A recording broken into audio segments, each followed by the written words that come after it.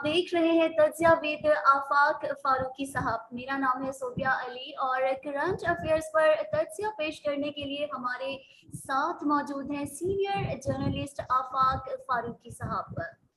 नाज़रीन, पाकिस्तान का बजट एक मिथ तस्वुर किया जाता है, जैसा कि कुछ हलकों का ये भी कहना है कि पाकिस्तानी बजट को समझना है तो इंग्लिश मीडिया में पढ़ा जाए, कि उर्दू में पूरा सच लिखने की इजाज़त नहीं। बज़ाहिर मईशत जीडीपी में ग्रोथ दिखाई जा रही है, मगर बजट खसारे से करंट अकाउंट तक खसारा ही खसारा है।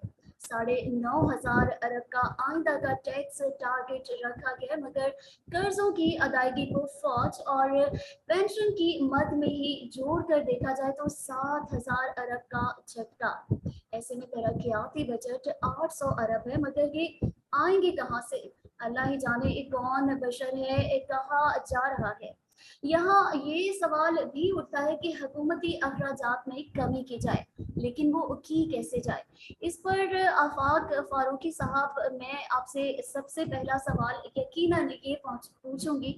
कल हमने खबर आमिर लियाकत साहब के हवाले से सुनी। मैं चाहूंगी कि आफाक फारूकी साहब, अगर आप इस हवाले से कुछ कहना चाहें। हाँ, इंसान कोई भी हो, जब वो जाता है तो अतराफ के आसपास के लोगों को यकीनन दुख होता है, तकलीफ होती है, मगर सबको जाना है कि जिंदगी की सबसे बड़ी सच्चाई और हकीकत यही है, हमें आने वाले किसी लम्हे का, अपने किसी मंसूबे के बारे में हम कोई बात नहीं कह सकते कि वो होगा कि नहीं होगा, मगर एक यकीन कामिल है और वो दुनिया के हर इंसान को है कि एक दिन वापस चले जाना है। ये हर बका को फना है। आपका इसरार था कि मैं आमिर लियाकत पे भी बात करूं, उन पे बहुत बोला गया है और हर मीडिया पे बोला गया है। मेरा उनसे कोई अच्छा ताल्लुक नहीं था। मैं उनसे जिंदगी में 3-4 बार मिला, मगर कुछ तलखियां थी। मेरा मसला यह है कि वक्त से पहले सच बोल देता हूं। मैं उन लोगों में शामिल हूं जिन्होंने 17-18 साल पहले कह दिया था कि आमिर लियाकत सिर्फ एक एंटरटेनर है। उन्हें कल मरने के बाद भी इस्लामी स्कॉलर कहा गया। मैं और आप जब प्रोग्राम करते हैं, हम सियासतदान नहीं है, ना कोई बहुत बड़े सहाफी हैं। बिलाशुबा वो बहुत बड़े एंटरटेनर थे, उन्हें बोलना बहुत अच्छा आता था, मगर मुझे एतराज था कि उन्हें इस्लामी स्कॉलर बनाकर पेश किया गया कि जब हम प्रोग्राम करते हैं तो यकीन तैयारी करते हैं, तो देखने वाले समझते हैं कि हमारी बहुत नॉलेज है, हम सारी जिंदगी को समझते हैं। तो जब वो आलिम ऑनलाइन करते थे तो यकीनन तैयारी करते थे, पढ़ने का उन्हें शौक था, तो उनकी मालूमात बहुत अच्छी थी, इस पर कोई दो राय नहीं है मजहब पर, मगर वो मजहबी स्कॉलर नहीं थे। और मजहबी स्कॉलर भी हों, अगर आप पॉलिटिकल किसी शोबे के या सोशियोलॉजी के आप इंटेलेक्चुअल हो तो उसका तबलीग से कोई लेना देना नहीं है। तो उन्हें मुबल्लिग भी साबित किया गया और गुमराही फैलाई गई मुख्तलिफ हवालों से। उनके नाम पर 2 कत्ल भी हैं जो उनकी गुफ्तगू से हुए। फिर मैंने ये भी देखा कि वो न्यूयॉर्क में सो रहे थे, मगर पाकिस्तान के एक चैनल पर वो काबे से लाइव आ रहे थे।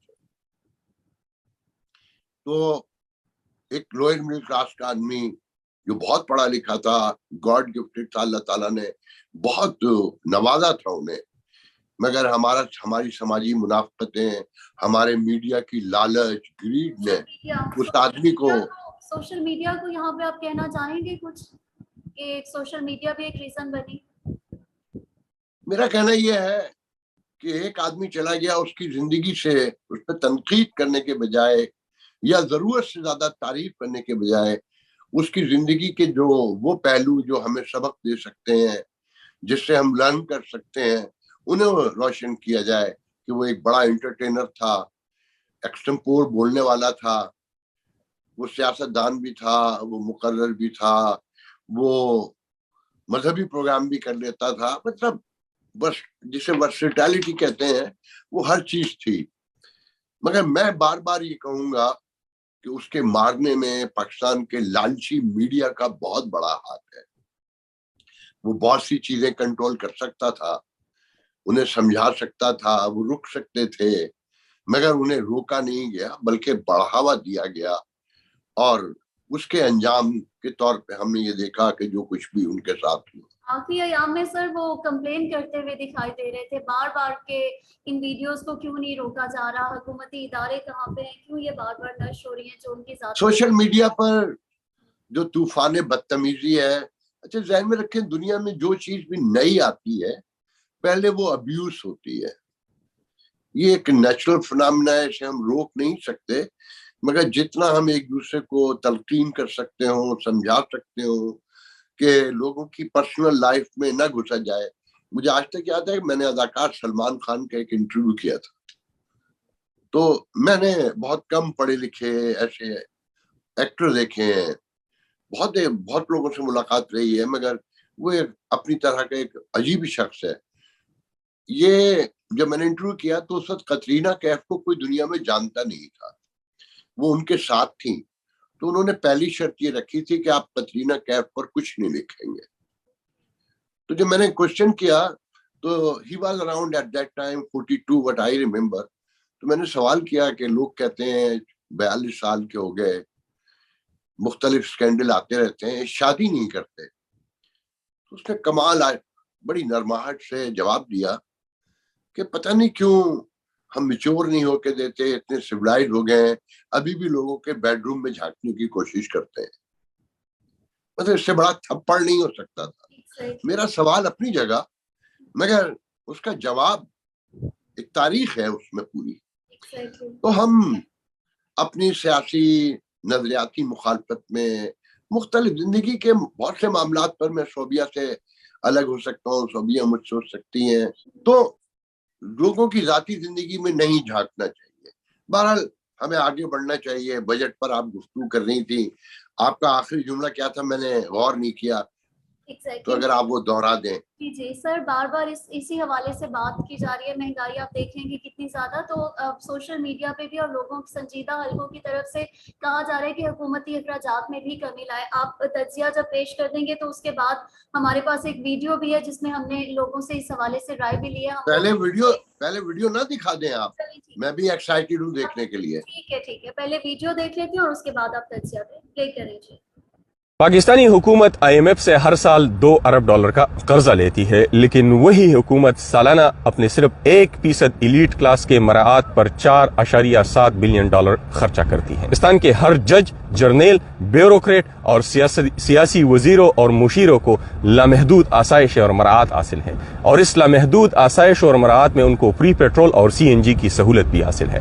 مثال کے طور پر ایک منسٹر کو 800 لیٹر سے لے کر 1000 لیٹر تک پیٹرول کی اجازت ہے. اس طرح ججز صاحبان کو 500 لیٹر سے لے کر 1000 لیٹر تک پیٹرول دیا جاتا ہے. اس طرح پاک فوج کے ہر بریگیڈیئر کے پاس گاڑی ہوتی ہے, ان کو بھی POL الاؤنسز دیا جاتا ہے, ان کی گاڑیوں کا خرچہ سرکاری خزانے سے دیا جاتا ہے. اس کے علاوہ جو ڈسٹرکٹ لیول کی مشینری ہے جس میں ڈپٹی کمشنر شامل ہے, اسسٹنٹ کمشنر ہے, ایڈیشنل ڈپٹی کمشنر ہے, DPOs ہے, SDOs ہیں, اور جتنی بھی آپ کی ڈسٹرکٹ لیول کی مشینری ہے ان کو سرکاری خزانے سے ہر ماہ مفت پیٹرول دیا جاتا ہے.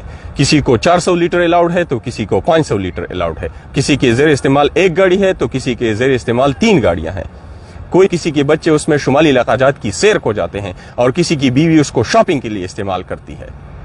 حیرت کی بات ہے کہ مملکت خداداد میں 30,000 روپے پہ نوکری کرنے والا ایک استاذ اور ایک سپرڈنٹ جو 16 گریڈ اور 17 گریڈ کا ہوتا ہے, وہ اپنے موٹر سائیکل میں اسی 30,000 روپے میں تنخواہ سے پیٹرول ڈلوا سکتا ہے, لیکن ہمارے 20 گریڈ کے افسران, ہمارے بریگیڈیئر, ہمارے ججز, ہمارے جرنیل اور ہمارے وزراء اور مشراء لاکھوں روپے کے تنخواہوں اور مراعات کے باوجود اتنی ان کی استطاعت نہیں ہے کہ وہ اپنے جیب سے اپنی گاڑی میں پیٹرول ڈلوا سکیں. وقت آ گیا ہے کہ حکومت عوام کو نچوڑنا چھوڑ دے, اور جو 1% ایلیٹ کلاس ہے جو اس ملک کے 22% وسائل پر قابض ہے ان کا احتساب کرے اور ان کی مراعات واپس کی جائے. وقت آ گیا ہے کہ ہم بحیثیت عوام بھی اس کے خلاف اٹھ کھڑے ہوں. آپ کو جہاں کہیں بھی مارکیٹوں میں, شمالی علاقہ جات میں, بازاروں میں سبز نمبر پلیٹ والی گاڑی نظر آئے اور اس میں کسی جج, جرنیل, بیوروکریٹ اور کسی سرکاری اہلکار. بہت کمال ویڈیو ہے. اس میں جو سب سے زیادہ خوشی کی بات یہ ہے کہ ہمارے ملک کے دور دراز کے وہ علاقے جہاں کہتے تھے کہ تعلیم بہت کم ہے, میں کہہ رہا ہوں کہ تعلیم ہی نہیں، شعور دیکھے کتنا ہے. اور بغاوت کی بو آنے لگی ہے. جو لوگ اب یہ کہہ رہے ہیں نا کہ یہ مہنگائی اور یہ ڈیموکریسی، اس نے سب کو بازار میں لا کے کھڑا کر دیا ہے.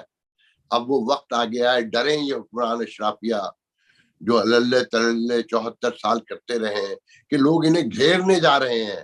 اس لڑکے کی گفتگو سے مجھے یقین ہی نہیں آتا کہ لوگوں کے سینوں میں کتنی آگ ہے، کتنی مایوسی اور کتنی نفرت ہے. وہ اسی پر ابھی ایک گفتگو ہو رہی تھی کراچی میں ایک دن پہلے، تو میرے ایک دوست کہہ رہے تھے کہ عمران خان تو ریاست مدینہ کے نعرے ہی لگاتے رہے، بنیاد وہ رکھ گئے تھے، مگر کمپلیٹ ریاست مدینہ کو میاں خاندان نے اور زرداری خاندان نے کر دیا کہ نہ لائٹ ہے، نہ پانی ہے، نہ گیس ہے، گدھے اور گھوڑے بھی نظر آ رہے ہیں. پوری ریاست مدینہ کا دور نظر آتا ہے. بس دعا کریں کہ یہ چوری چکاری اور چھوڑ دیں تو ایک آئیڈیل ریاست مدینہ بن جائے گی 1400 سال پہلے کی. تو لوگ سٹائر بھی کتنا خوفناک کر رہے ہیں. آپ دیکھیں بجٹ جو آیا ہے، ابھی ایک صحافی دوست نے پوسٹ لگائی ہے، بہت سینئر صحافی ہیں، عصمت اللہ نیازی. انہوں نے لکھا ہے کہ جی مبارک ہو قوم کو کہ تعلیم کے نام پر 57 روپے پر پرسن رکھے گئے، 57 روپے، 24 روپے صحت کے نام پہ رکھے گئے اور 7,200 سم تھنگ وہ دفاع کے نام پر رکھے گئے ہیں، سیکیورٹی کے نام پر. آپ تصور کیجئے کہ خوف کس سے ہے جب اپنے پیروں پہ خود گر رہے ہیں، مرنے جا رہے ہیں، مگر دفاع پر 7,200 روپے پر پرسن خرچ ہوں گے. کہ جس قوم میں ڈاکٹر کم ہو، ٹیچر کم ہو اور سپاہی زیادہ ہوں تو لگا لیں وہ کیا ریاست ہوگی. کیا ریاست ہوگی. شعور اور آگہی کا سفر آپ کو لگتا ہے ہماری قوم اس طرح طے کر پائے گی؟ دیکھیں جتنا بھی شعور ہے اس میں آپ کا ایز اے نیشن اپنا کوئی ہاتھ نہیں ہے. یہ گلوبل ولیج کا جو وہاں سویلائزیشن ہے، جو یہاں امریکہ میں، یورپ میں یا اور ممالک میں، اس کا امپیکٹ ہے. ٹیکنالوجی تو آپ بھی یوز کر رہے ہیں نا، مگر اس ٹیکنالوجی میں آپ کا اپنا کوئی حصہ نہیں ہے. آپ نے کوئی چیز انوویشن میں آپ کو کہیں کوئی مداخلت نہیں ہے، کوئی حصہ نہیں ڈالا ہے، مگر آپ یوز کر رہے ہیں. تو شعور تو بڑھ رہا ہے. انفارمیشن ہائی وے کے دور میں رہتے ہیں ہم، تو جس کو بھی مل جائے، جتنا مل جائے بہت ہے. ابھی اس لڑکے کی رپورٹ جو آپ نے دکھائی، یہ ایک شعور کی بہت بڑی نشانی ہے. تبدیلی آ رہی ہے مگر بہت سلو ہے. جب یہاں کی چیزوں کو جب دیکھا جاتا ہے تو مجھے تو لگتا ہے 1000 سال بھی کم ہوں گے. بہت وقت چاہیے ہمیں انسان بننے کے لیے. وجہ فرمایا فاق صاحب آپ نے. بجٹ آنے سے کچھ دن پہلے بھی عوام کی طرف سے کہا جا رہا تھا کہ یہ جو بجٹ آئے گا یہ IMF دوست بجٹ ہوگا، اور آج تنخواہوں کے اندر اضافہ کیا گیا، پینشنز میں اضافہ کیا. شہباز شریف صاحب نے جب حکومت سنبھالی تھی تو اس سے فوراً سے انہوں نے اپنے جوشے کی دعوت میں بڑے دعوے کیے تھے، واپس لینے پڑے. اگین ابھی اس وقت 71.59 بلین ہمیں درکار ہوں گے. کہاں سے آئیں گے یہ جو تنخواہوں میں اور پینشنز میں اضافہ کیا گیا؟ دیکھیں خبریں ہیں، ڈان نے بھی اسٹوری کی ہے، پہلے سے بھی پتا ہے کہ جو نیکسٹ ایئر تک یہ قرضہ دینے سے لے کر جو آپ کے بیسک ہیں، جس میں کہتے ہیں نا کہ تھوڑا سا نہا بھی لیں گے اور نچوڑ بھی لیں گے، $41 بلین چاہیے. اس میں 17 to 18 بلین ڈالر کا کرنچ ہے. اب وہ کرنچ کیسے پورا ہوگا یہ آنے والا وقت بتائے گا. IMF کا بجٹ اس لیے ہے کہ ابھی تک ان کی شرائط مانی جا رہی ہیں اور وہ منوایا جا رہا ہے. اس پہ بھی میں آپ کو ایک تاریخی واقعہ سنانا چاہوں گا کہ آپ نے سنا ہوگا کہ کل IMF نے کہا ہے کہ جس طرح بے نظیر بھٹو نے جو انرجی پلانٹ لگائے تھے اس پہ نیگوشیشن کی گئی، ان کے ریٹ کم کروائے گئے. اب جو سی پیک کے تحت چائنا نے لگائے ہیں وہ بھی بہت ہائی ریٹ پر ہیں، تو انہیں بھی آپ نیگوشیٹ کریں، ری نیگوشیٹ کریں. اس میں مجھے یاد آیا کہ تحریک انصاف کی حکومت جب بنی تھی شاہ محمود قریشی نئے وزیر خارجہ بنے، امریکہ آئے، تو اس وقت کے جو سیکریٹری فورن یہاں تھے مسٹر پومپیو، ان سے ملاقات ہوئی 27 منٹ کی. میں نے یہ لیڈ اسٹوری کے طور پہ دیا تھا. پاکستانی میڈیا تو دیتا نہیں ہے ایسی خبریں کیونکہ اسے الاؤ نہیں ہے، اور پھر خیر مسترف نہیں جاؤں گا. تو اس 27 منٹ کی ملاقات میں 21 منٹ صرف اور صرف سی پیک بات ہوئی، اور مسٹر پومپیو نے شاہ محمود قریشی سے کہا کہ آپ برباد ہو جائیں گے. چائنا نے جس طرح افریقہ میں پورے افریقہ کی ساورنٹی کو خطرے میں ڈال دیا ہے اپنی انویسٹمنٹ سے، اور ہر چیز سیچ کر لی ہے، اور یہی حال سری لنکا کا ہوگا کہ سری لنکا برباد ہونے جا رہا ہے چائنیز انویسٹمنٹ سے، جو آپ نے اب دیکھ بھی لیا. مجھے یاد آیا کہ جب یہ خبر مجھے ایک بہت سینئر ڈپلومیٹ نے دی جو اس وقت کہیں ایمبیسڈر ہیں پاکستان کے، تو انہوں نے کہا کہ جی ہم نے پوری پریزنٹیشن دی کہ نہیں آپ کی معلومات صحیح نہیں ہے، ہمیں بہت سافٹ لون ملے ہیں، اور بہت ہی لو مارجن پر، لو ریٹ کے اوپر ہمیں یہ پلانٹ ملے ہیں. مگر انہوں نے کہا کہ نہیں، آپ غلط کہہ رہے ہیں، یہ آنے والے دن آپ کو بتائیں گے کہ آپ کے ساتھ کیا ہونے جا رہا ہے. اس وقت کسی نے بادر بھی نہیں کی یہ بات. تو مجھے اس وقت ایک بات اور یاد آئی کہ ابراہیم مصطفیٰ نام ہے، شاید یہاں نیو یارک ٹائم میں لکھتے ہیں وہ، تو میں نے ان کا ایک آرٹیکل ٹرانسلیٹ کر کے خود بھی چھاپا تھا، اور میں نے پہلے پڑھا یقیناً نیو یارک ٹائم میں. تو وہ بہت بڑے سنڈیکیٹڈ کالم نگار ہیں، ایک ساتھ سینکڑوں جگہ چھپتے ہیں، اور افریقہ میں بھی کہیں چھپتے ہیں. تو انہوں نے کالم لکھا تھا کہ اب حال یہ ہے افریقہ کا کہ میرا کالم وہاں نہیں چھپ سکتا کیونکہ میڈیا بھی چائنا نے بائی کر لیا ہے. تو چائنیز جو ہے وہ اپنی اماؤنٹ کے لیے، ان کے یہ جو ہم کہتے ہیں نا کہ ہمالیہ سے اونچی ہماری دوستی ہے اور سمندر سے گہری ہماری دوستی ہے، چائنیز کاروبار میں اس حد تک ہے کہ کوئی سوچ بھی نہیں سکتا. وہ آپ کا سانس نکالنے کے بعد بھی اگر انہیں پیسے ملنے کی امید ہو تو وہ آپ کا سانس نکال دیں گے اور پیسے لے لیں گے. صحیح کہہ رہے ہیں. اور میں آپ سے ریکویسٹ کروں گی کہ آگے ہم کسی دن اس حوالے سے گوادر، سی پیک اور یہ سب پہ ہم اسپیشلی ایک شو کریں، ایک انویسٹیگیٹو ضرور کریں گے. تو یہ تو ہو گیا. بہرحال گفتگو شاید آپ یہ کر رہی تھیں، یہ سوال کر لیں. میں یہاں آپ سے یہ سوال کروں گی کہ آپ کو ایسا لگتا ہے کہ امریکہ جو پاکستان کا بہت دوست، بڑا کلوز فرینڈ بننے کے دعوے کرتا ہے، تو آپ کو ایسے لگتا ہے کہ مالیاتی ادارے IMF کے پیچھے چھپ کے پاکستان کے خلاف شرائط جو ہیں وہ منواتا ہے؟ دیکھیں بہت اچھا سوال ہے آپ کا، یہ کمال سوال کہوں گا میں. یہ پاکستانی ریاست، اس کے بارے میں کہا جاتا ہے کہ 2000 میں بینک کرپٹ ہو گئی تھی. جب مشرف آئے تھے تو آلموسٹ بینک کرپٹی کے پاس ہی تھی، اور کچھ لوگ دعویٰ کرتے ہیں ٹیکنیکلی ہم 2000 میں بینک کرپٹ ہو چکے تھے. ہمارے خطے میں جب جنگیں ہوتی ہیں، جب امریکن ویسٹرن انٹرسٹ ہوتا ہے تو بہت پیسہ آتا ہے. ضیاء الحق کے دور میں بھی ہوا، پیچھے بھی یہی کہانیاں بیان کی جاتی ہیں.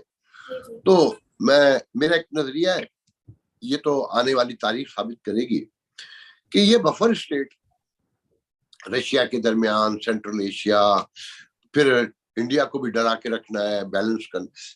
تو یہ ایک نظریاتی اسٹیٹ نہیں ہے، مملکت خدا داد نہیں ہے. میں نے پہلے بھی آپ سے کہا تھا. تو اب دیکھنا یہ ہے کہ بظاہر تو اب کہیں کوئی جنگ بھی نہیں ہو رہی، دور تک نظر بھی نہیں آ رہی. یوکرین جنگ میں سمجھتا ہوں ختم ہو جائے گی جلدی، اور تھوڑا سا ٹائم لگے گا. اگر یہ بڑھتی نہیں ہے، اگر یہ بڑھ جاتی ہے تو پاکستان کی بہت بڑی ضرورت پیش آ جائے گی. اگر امریکہ کو، ویسٹرن ورلڈ کو، میں امریکہ میں بیٹھ کے کہہ رہا ہوں یہ بات، پاکستان کی ضرورت باقی رہ گئی ہے تو آپ پریشان نہ ہوں، آپ کی اشرافیہ کو کھانے کے لیے پھر ملتا رہے گا، اور وہ کہیں نہ کہیں سے بیل آؤٹ کر دیں گے. سعودی عرب سے کروائیں گے، US سے کروائیں گے، فائنینشیل انسٹیٹیوٹ سے کروائیں گے، کروا دیں گے. اور اگر ان کا انٹرسٹ ختم ہو گیا ہے تو پھر بہت برا وقت آنے والا ہے. آنے والے دنوں میں کہتے ہیں ابھی انفلیشن جو ہے آپ کے یہاں 14% ہے, تو چیخیں نکل گئی ہیں. آپ ابھی دیکھیں گے کہ ابھی گیس کی ایک اور ویو آئے گی اس کی قیمت کی, ٹھیک ہے نا. نیکسٹ ایئر تک کہتے ہیں کہ 22% انفلیشن ریٹ ہوگا. تو اصل تو آنے والے دنوں میں پتہ چلے گا نا.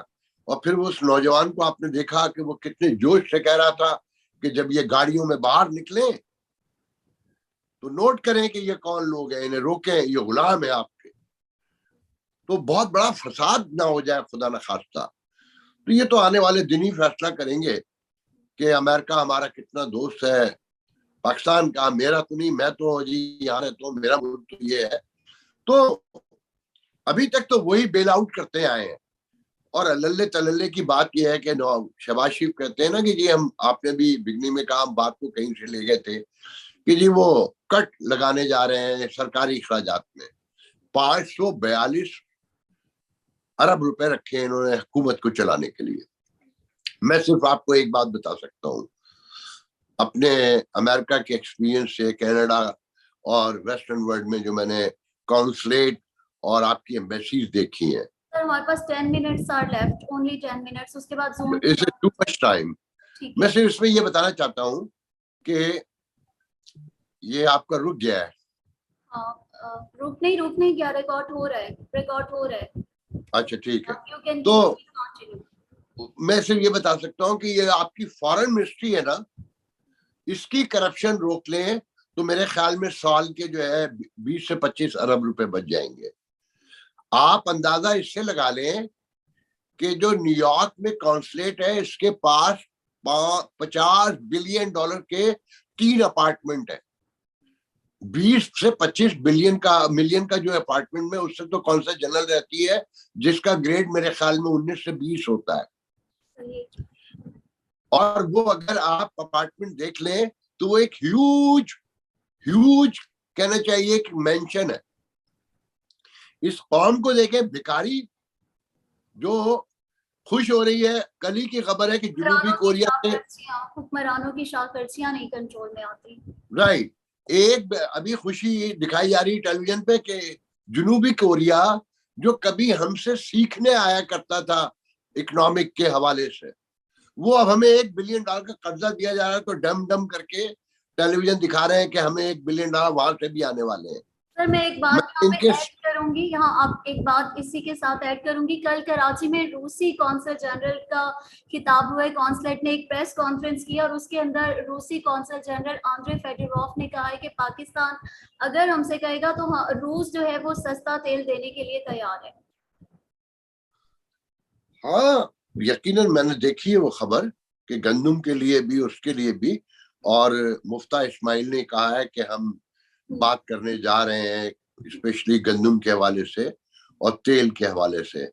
دیکھیں مجھے نہیں پتا کہ ویسٹرن ورلڈ جہاں سے آپ نے صحیح معنوں میں ہیلپ لینی ہے, جو فائنینشیل انسٹیٹیوٹ ہیں یا IMF, ورلڈ بینک, جتنے بھی ہیں سب وہی کنٹرول کرتے ہیں.